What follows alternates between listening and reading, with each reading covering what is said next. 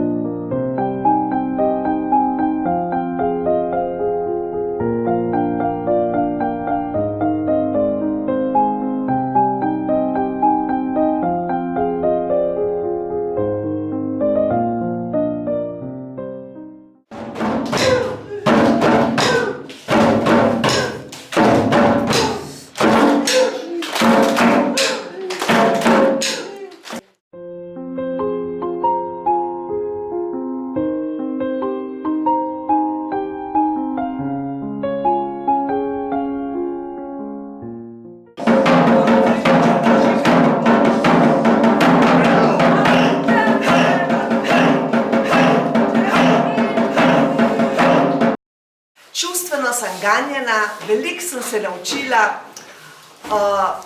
enkratno je in upam, da bom še prišla. Hvala vam.